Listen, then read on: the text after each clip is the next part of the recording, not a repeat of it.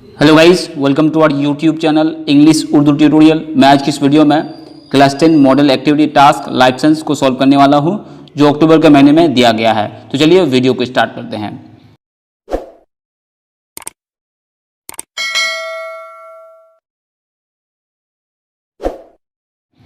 Question number 1, right the answer in complete sentence by choosing the correct answer for each question with respective serial number. तो यहाँ पर MCQ है, उसको choose करके sentence को complete करना है। तो 3 एमसीक्यू दिया गया है। तो MCQ number 1, select the plant where pollination occurs with the help of insect. तो यहाँ पर एक प्लांट को सेलेक्ट करना है जिसमें पॉलिनेशन का जो प्रोसेस है वो इंसेक्ट की हेल्प से होता है। तो आंसर होगा option number B, mango. Question number 2, identify the one that is not controlled by autosomal gene of humans. यहाँ पर 4 ऑप्शन है, उनमें से चूज करना है जो ऑटोसोमल जीन के जरिए कंट्रोल नहीं होता है। तो आंसर होगा ऑप्शन नंबर डी, हेमोफिलिया, जो एक जेनेटिक डिजीज है। Question number 3, determine how many types of gametes are form from pea plant having genotype capital Y small Y capital R small R. तो यहाँ पर एक पी प्लांट के जो genotype है capital Y capital R small R, ये genotype है। तो उसके उस जेनोटाइप की वजह से कितने गैमेट्स बनेंगे? तो आंसर होगा ऑप्शन नंबर डी, 4 टाइप्स, 4 तरह के गैमेट्स बनेंगे। अब चलिए देखते हैं, कॉलम ए और कॉलम बी को मैच करते हैं। नंबर 1 पे है स्पाइरोगैरा, 2 पे है डोमिनेंट कैरेक्टरिस्टिक, 3 पे है ग्राफ्टिंग और 4 पे है रेसेसिव कैरेक्टरिस्टिक।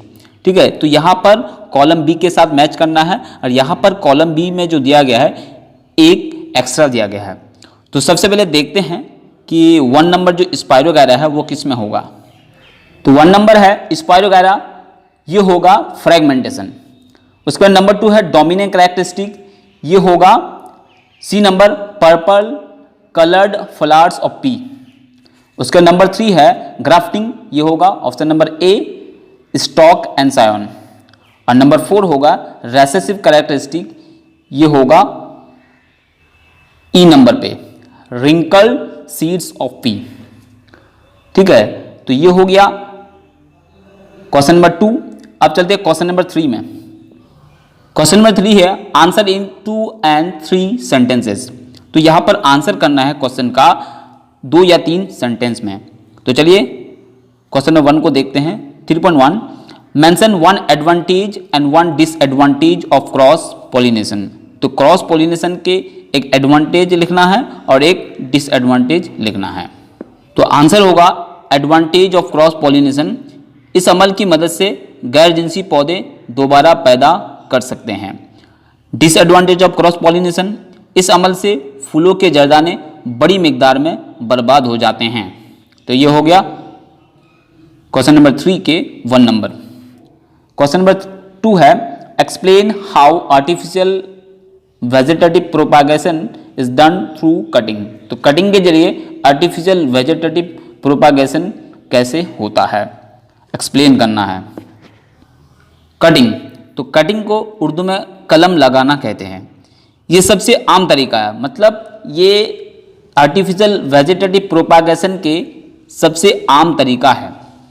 इस तरीके में पहले किसी पौधे की शाख से 8 से 10 इंच लंबा टुकड़ा काट लेते हैं, यही टुकड़ा कलम कहलाता है। कलम काटते वक्त इस बात का खास ख्याल रखना चाहिए कि इसमें बगली कलियां जरूर मौजूद हों। कलम को जमीन या बालू में तिरछा करके गाड़ दिया जाता है। चंद दिनों के बाद इस शाख की निचली गांठों से जड़ें और बगली कलियों से पत्तियां निकल आती हैं और ये कलम आहिस्ता आहिस्ता एक नए पौधे की शक्ल अख्तियार कर लेता है। मिसाल गुलाब, जबाकुसुम, चमेली, अनार, अंजीर, गन्ना और अंगूर वगैरह पौधों को कलम लगाकर पैदा किया जा सकता है। तो आर्टिफिशियल वेजिटेटिव प्रोपागेशन जो है कटिंग के जरिए इन पौधों में किया जाता है। अब चलते हैं क्वेश्चन नंबर 3 में, 3 में describe 2 important characteristic features of the sensation phase of human development. तो ह्यूमन डेवलपमेंट के जो है ये लास्ट फेज है सेंसेशन, तो इस फेज में क्या होता है, तो चलिए देखते हैं। तो जो लास्ट फेज है ये बुढ़ापा है। औरतों में 45 साल की उम्र के बाद और मर्दों में 55 साल की उम्र के बाद का दौर बुढ़ापा कहलाता है। इस दौर में जिनसी सलाहियतें आहिस्ता आहिस्ता कम होने लगती है, मतलब सेक्सुअल एक्सपीरियंस जो है ख़त्म हो जाती है और आखिरकार बिल्कुल ही ख़त्म हो जाती है। खुलियों के मरने की रफ्तार धीरे धीरे खुलियों की पैदाइश की रफ्तार से ज़्यादा तेज हो जाती है। तो कहने का मतलब है खुलिये जितने मरते हैं उससे बहुत ही कम पैदा होते हैं, मरते ज़्यादा है, पैदा कम होते हैं, जिससे आदमी के जिस्म के सारे इज्जा नाकारा होते चले जाते हैं। मतलब बहुत सारे जो बॉडी पार्ट है, बॉडी ऑर्गन है, ये आस्ते आस्ते क्या होते हैं, यूजलेस हो जाते हैं, मतलब एक्टिव नहीं होते, इनएक्टिव हो जाते हैं और इंजाम कार रफ्ता रफ्ता मौत के मुंह में पहुंच जाता है और वो आदमी मौत के मुंह में चले जाता है। Question number 3 discuss how Mendel perform cross pollination in P flower. तो यहाँ पर बताना है कि मेंडल ने क्रॉस पॉलिनेशन किस तरह से किया पी फ्लावर में, मटर के फूल में किस तरह से मेंडल ने क्रॉस पॉलिनेशन कराया था। तो चलिए इसको देखते हैं। Procedure of experiment. तो क्रॉसिंग करने के लिए मेंडल ने 2 मुज्जात औसाफ वाले पौधों को चुना। इन पौधों में खुदजर्गी से बचने के लिए इसने फूलों के मुकम्मल तौर पर खिलने के कबल ही इनके नर तौलीदी इज्जा को निकालकर अलग कर दिया। फिर इसने इन फूलों के खिलने के बाद इनके मादा तौलीदी अजू के स्टिग्मा पर मुज्जात औसाफ वाले पौधों के जड़दानों को ब्रश के जरिए लगाकर क्रॉसिंग का अमल कराया। फिर इन फूलों को कपड़े की थैलियों में बंद कर दिया ताकि कोई दूसरा जड़दाना इन तक ना पहुंच सके। जब इन फूलों से फल बनकर तैयार हो गए तो इसने इनके बीजों को निशानज़दा बोतलों में महफूज कर लिया और फिर इनको बू कर अगली नस्ल का मुशाहिदा किया। अब जो देखिए क्वेश्चन नंबर 4 में लास्ट क्वेश्चन है ये, और ये 5 मार्क्स के क्वेश्चन है। क्वेश्चन नंबर 4 है, the role of the father is of prime importance in sex determination of the offspring. तो ऑफस्प्रिंग के रोल में फादर का बहुत ही बड़ा रोल है। तो ये उसकी इंपॉर्टेंस क्या है कि माँ बाप में से जो नए ऑफस्प्रिंग, नए औलाद पैदा हो, माँ बाप से मतलब औलाद जो पैदा होंगे वो उसमें फादर का कितना रोल है ये हमको बताना है। एनालाइज द ऑथेंटिसिटी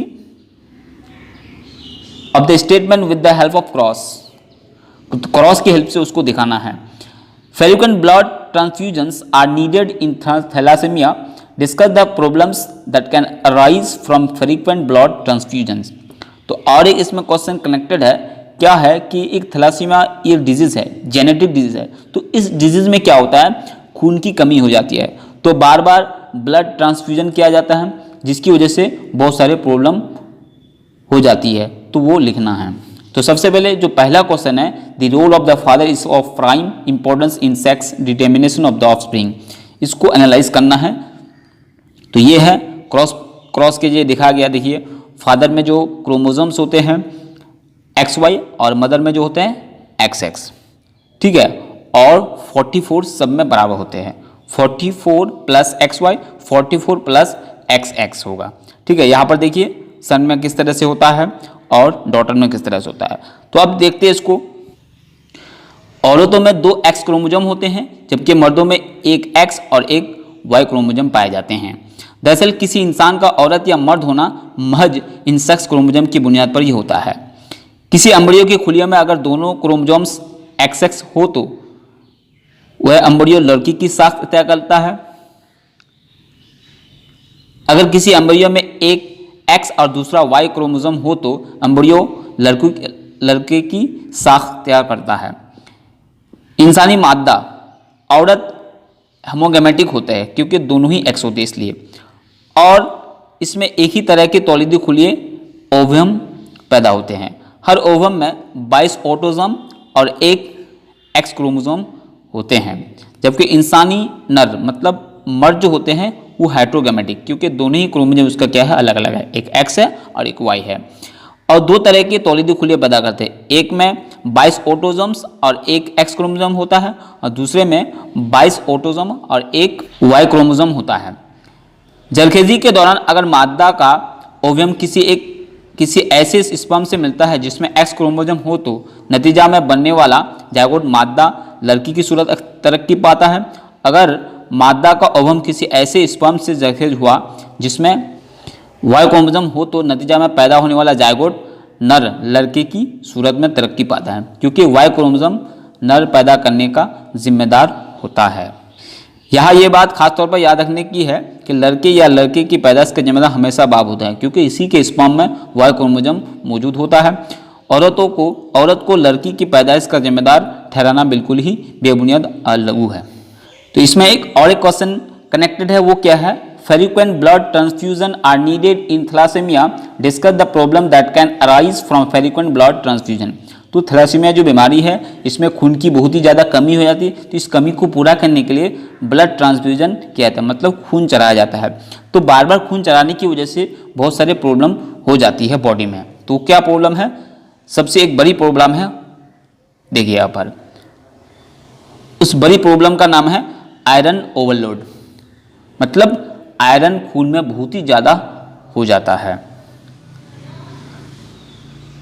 लेकिन बार बार खून देने के नतीजे में एक और बहुत बड़ी परेशानी भी पैदा होती है जिसे आयरन ओवरलोड कहा जाता है। मतलब ये थैलेसीमिया की वजह से बार बार खून बॉडी में देना पड़ता है, जिसकी वजह से आयरन की मिकदार बहुत ही ज़्यादा हो जाती है, इसी को आयरन ओवरलोड बोलते हैं।